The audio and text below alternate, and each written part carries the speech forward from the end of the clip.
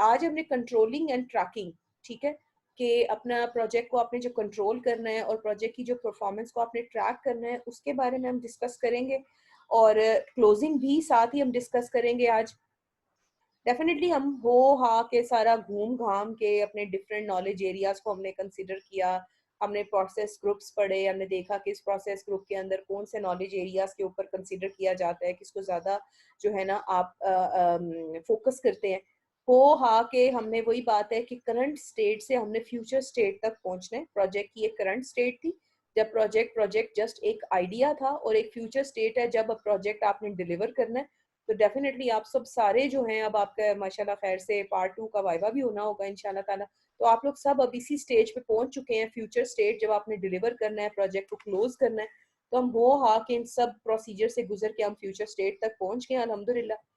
तो controlling process group वही बात है, जैसे नाम से जाहिर है कि आपको पता है कि आप जब भी प्रोजेक्ट बना रहे होते हैं उसमें चेंजेस आ रही होती हैं, उसमें रिक्वेस्ट आ रही होती हैं, आपने उन रिक्वेस्ट को अकोमोडेट करना है, उन चेंजेस को अकोमोडेट करना है, उन चेंजेस से आपने नबरद आजमा होना है in a very skill Urdu, ठीक है। तो according to project management institute PMI, project management process group that deals with managing change is controlling process group, कि जो प्रोसेस ग्रुप आपका चेंजिंग्स के साथ डील करता है, that comes under the process group that is controlling, ठीक है। जैसे हम रिक्वायरमेंट्स इंजीनियरिंग से भी पढ़ते आ रहे हैं कि जो चेंजेस हैं वो इनएविटेबल हैं और उन्होंने आना ही आना है, हर सूरत आना है, किसी भी वजह से आ सकते हैं। जैसे हमने पढ़ा था सॉफ्टवेयर रिक्वायरमेंट्स इंजीनियरिंग में भी, कुछ कंट्रोलेबल होती हैं, कुछ इंटरनल होती हैं, कुछ एक्सटर्नल होती हैं। इंटरनल जो है वो कंट्रोलेबल होती हैं, उसके ऊपर कंट्रोल होता है आपकी, कह लें कि आपकी जो डेवलपमेंट एंड है आपका, जो आपके प्रोजेक्ट मैनेजर्स हैं, जो आपके डेवलपर्स हैं उनका। और जो एक्सटर्नल है वो विदाउट एनी कंट्रोल होती हैं, वो कह लें किसी गवर्नमेंट पॉलिसी की वजह से आ गया चेंज, या कोई हालात ऐसे बन गए हैं। जैसे फॉर एग्जांपल अभी आप देखें, चेंज का एक बहुत बड़ी मिसाल हमारे पास ये हमारा कोरोना है, और उसके बाद फौरन जो हमने स्विच किया ऑनलाइन क्लासेस की तरफ, that was not the part of plan. हम लोग तो बड़े 4 वीक तो बड़े स्मूथ क्लासेस में हम लोग काम कर रहे थे, हमारा पूरा सेमेस्टर का एक प्लान बना हुआ था, सब कुछ था। बट क्या हुआ, ड्यू टू दिस लॉकडाउन, हमें फौरन जो है वो शिफ्ट करना पड़ा ऑनलाइन क्लासेस पे। और ये देखें, it was a biggest change, और फिर उस चेंज की वजह से असेसमेंट क्राइटेरिया चेंज हुए, हमारे पढ़ने के तरीके चेंज हुए, हमारे समझने के तरीके चेंज हुए। तो ये देखें, ये उसकी एक बहुत बड़ी एग्जांपल है।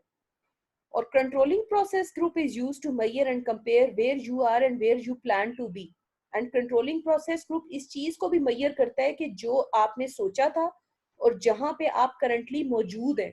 वो उन दोनों में कितना लैग है, उन दोनों का डिफरेंस मेजर करना भी कंट्रोलिंग प्रोसेस ग्रुप में आता है। जैसे फॉर एग्जांपल आपने प्लान किया था कि आपके प्रोजेक्ट के स्टार्ट होने के 6 महीने बाद आपने इतने इतने माइलस्टोन अचीव कर लिए होने चाहिए। जैसे आप लोग इस बात को बड़ा अच्छी तरह से अंडरस्टैंड कर सकते हैं कि आप लोग पार्ट 2 में हैं, और अभी आपका जो है वो 11th वीक चल रहा है, और आपने जो है वो 16th या पता नहीं 15 वीक में आपने वाइवा देना होगा अपना फाइनल। तो उस तक आपका जो है इतना परसेंट काम कंप्लीट हो जाना चाहिए। तो अभी आप कंट्रोलिंग फेज में आप ये मॉनिटर कर रहे हैं कि what was expected and what actually is going on, या आप कहाँ स्टैंड कर रहे हैं। That measurement also comes under controlling process group. Controlling process group में फिर आपको पता है कि आप आयरन ट्राइंगल से बाउंड हैं, आपने कहीं भी इसको जो है वो इसकी वायलेशन नहीं करनी। और जहां पे भी स्कोप की जो बाउंड्री है वो डिस्टर्ब होती है, that leads toward scope creep. And आपको पता है कि पोटेंशियल स्कोप क्रीप हो सकता है, और आपका कंट्रोलिंग प्रोसेस ग्रुप के दौरान आप इस चीज से मुसलसल अवेयर रहने की कोशिश करते हैं, और रहना भी है आपको, कि कहीं प्रोजेक्ट स्कोप क्रीप का शिकार तो नहीं हो रहा। एंड स्कोप क्रीप हम बचपन से पढ़ते आ रहे हैं, scope creep unplanned changes of your scope को कहते हैं। और उस स्कोप के अंदर जब भी कोई अनप्लान्ड किस्म की चेंजेस, कुछ अमेंडमेंट्स, कुछ एडिशंस होती हैं, और जो आपका स्टेक होल्डर है जब वो अपना पर्सपेक्टिव खो देता है कि जो असल था वो उसके ऊपर नहीं रहता, और एक्स्ट्रा रिक्वेस्ट करना शुरू कर देता है कि ये भी डाल दो, वो भी डाल दो, जो कि आपके ओरिजिनल प्लान का पार्ट नहीं था। आपने जो अपना स्कोप फाइनल किया था वो पार्ट उसका नहीं था, मगर अब उसके अंदर चीजें ऐड हो रही हैं, या वो प्लान के मुताबिक जो चीजें थी उसमें चेंज हो रही हैं, तो that comes under your scope creep.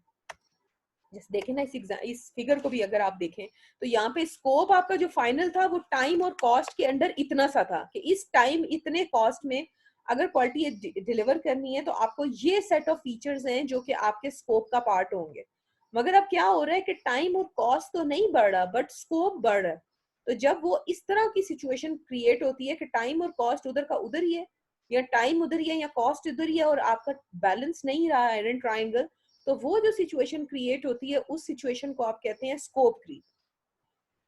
तो ये भी कंट्रोलिंग के अंदर आप इसको मॉनिटर करते रहते हैं कि you can recognise scope creep when you begin hearing people express expectations that certain functionality that you never planned for और टू बी इंक्लूडेड, वो घुसाई जाती है, वो इंक्लूड की जाती है जबरदस्ती, उनमें चीजों में वो एडिशंस की जाती हैं जो कि ओरिजिनल प्लान का पार्ट नहीं थी, तो उसको आप क्या कहते हैं scope creep.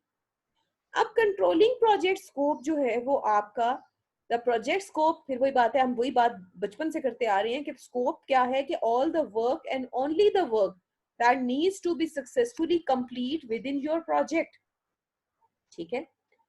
you have several opportunities to examine your scope as you progressively elaborate the project scope। हमने प्रोजेक्ट स्कोप जब बहुत ध्यान से डिटेल में पढ़ा था तो हमने देखा था कि हम जब अपने प्लानिंग कर रहे होते हैं तो उस दौरान हम अपने स्कोप के ऊपर बहुत ज्यादा ध्यान से काम कर रहे होते हैं, और उस वक्त हम अपने सक्सेसिव एलैबोरेशन, प्रोग्रेसिव एलैबोरेशन, आइटरेटिवली हम मूव करते हुए, आइटरेटिवली हम ग्रो करते हुए अपने स्कोप को हम नियर टू फाइनल कर रहे होते हैं। तो उस वक्त तक आपका एक प्रोजेक्ट का स्कोप, आपका बेस लाइन तैयार हो चुकी होती है। मगर जो जो आप कंट्रोलिंग के करीब आ रहे होते हैं उस वक्त सिर्फ कुछ चेंजेस को अकोमोडेट करते हैं जिनकी जरूरत है, मगर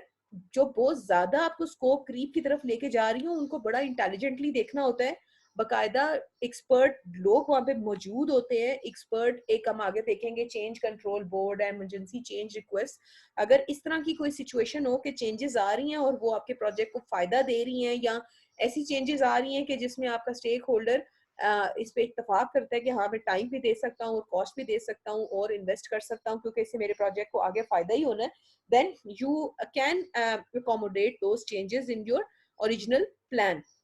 बट अगर यहाँ पे कोई ऐसी सिचुएशन नहीं है कि आपका ना टाइम बढ़ रहा है ना कॉस्ट बढ़ रही है ना बजट आपका इंप्रूव हो रहा है, तो फिर उस केस में आपके लिए मुश्किल हो जाता है कि आप उन चेंजेस को अकोमोडेट करें। Every time the scope changes, you must document the change as well as its potential impact on cost and timelines, and then make sure the client signs off. Yes,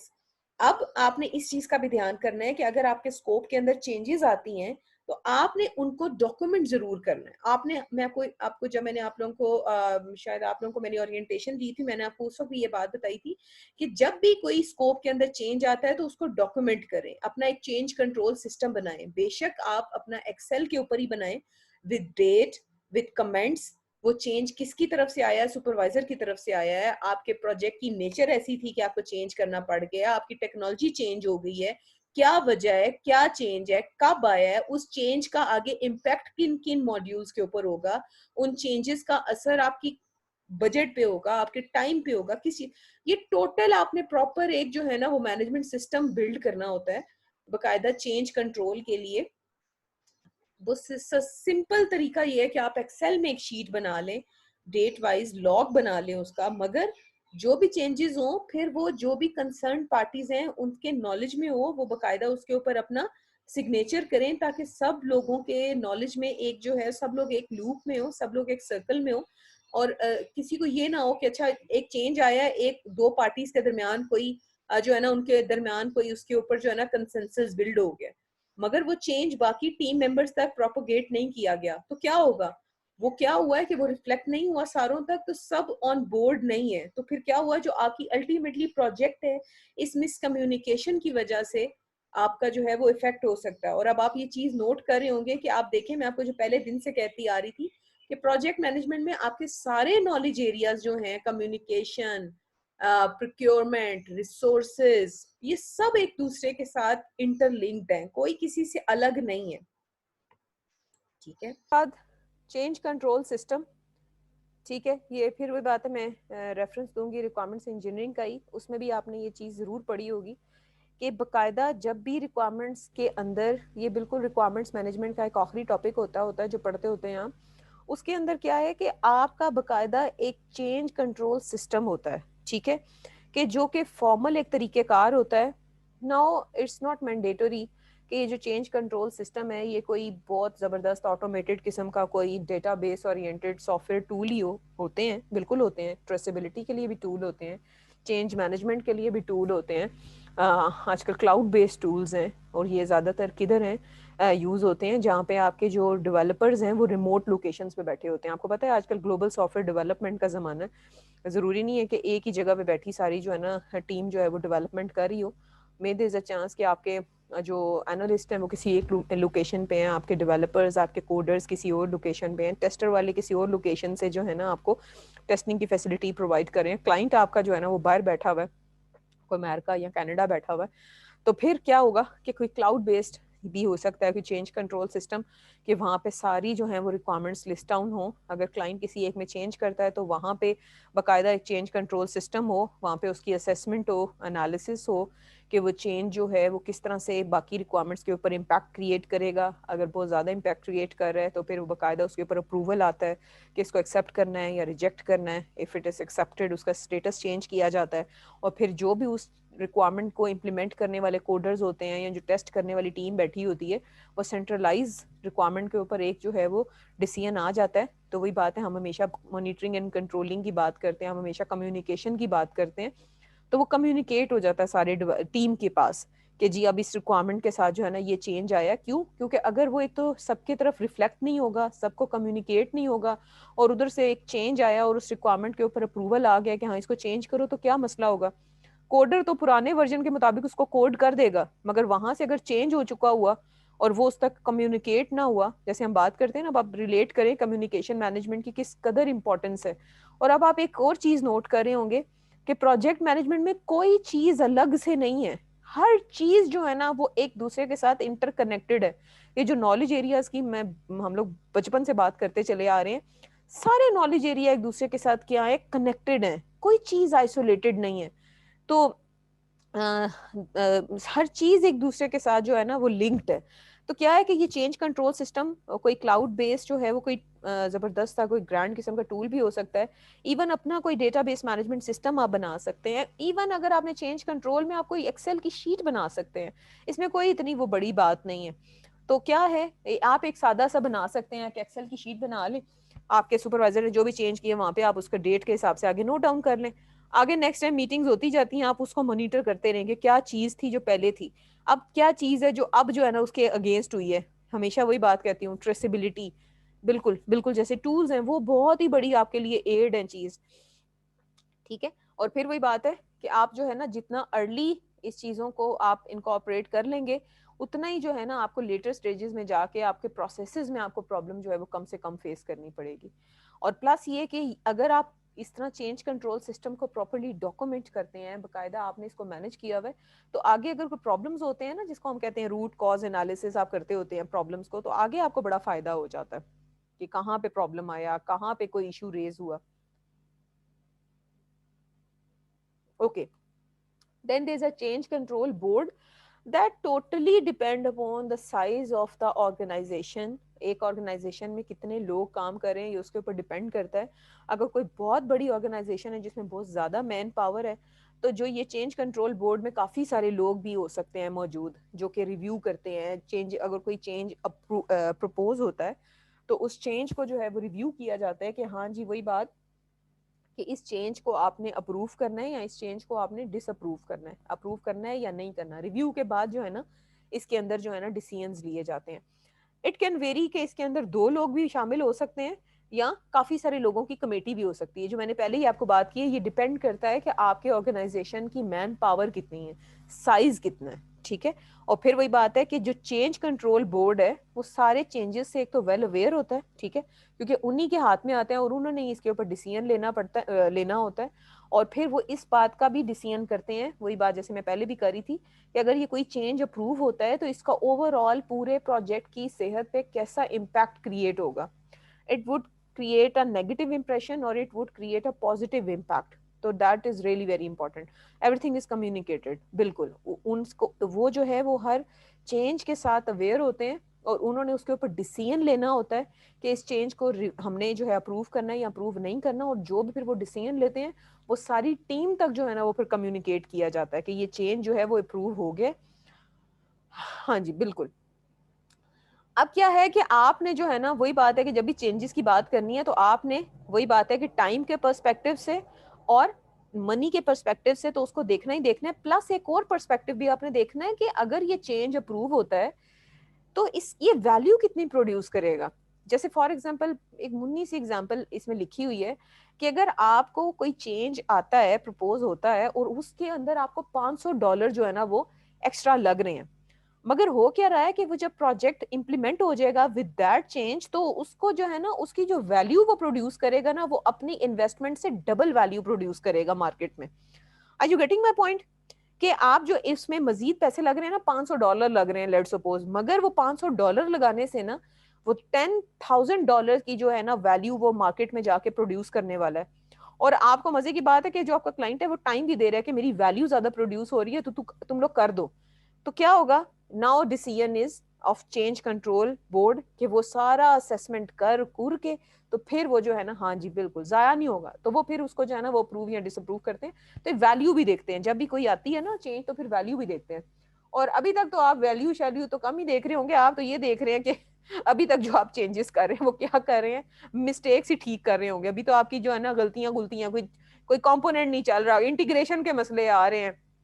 back and पे काम सही चल रहा है, front पे नजर नहीं आ रहा, फ्रंट पे नजर आ रहा है बैक एंड पे, और फिर कोड चल जाता है। अच्छा उस वक्त टेंशन नहीं होती आज के इस टाइम पे कि जब कोड नहीं चल रहा होता है। अभी कोई चीज चल जाए ना विदाउट हिकअप्स, आप लोग उस वक्त परेशान हो जाते हैं कि हैं ये मतलब यार ये क्यों चल गया है। अच्छा ये जो है ना ये एक अलग टेंशन शुरू हो जाती है कि हाँ जी ये चल क्यों गया, मतलब ये सब रिलेटेबल है, ट्रस्ट मी, ये मतलब ये रिलेटेबल है, ये सब कुछ गुजरी हुई है हम सब पे भी। उस वक्त नहीं टेंशन होती कि जब जो है ना चल नहीं रहा होता, उस वक्त होती है जब चल जाता है कि यार ये क्यों चल गया। ठीक है, इसी तरह चेंज कंट्रोल बोर्ड में वही मैं बता रही हूँ ना, सॉरी सिस्टम में it can be any cloud based, जैसे मैं चेंज कंट्रोल सिस्टम की बात कर रही हूँ, it can be any spread sheet हो सकती है। ठीक है, ये अभी एक स्प्रेड शीट ही बनी हुई है। हाँ जी, चेंज रिक्वेस्ट, क्या चेंज रिक्वेस्ट आई है कि add functionality for secure email of student progress report, किसने की है, सारा है जी कोई जिसने ये रिक्वेस्ट की है, पहले चल रहा होता है फिर हाँ जी, ये चेंज एक्सेप्ट हुई है, रिजेक्ट हुई है, इसका फैक्टर क्या था पीछे। ठीक है,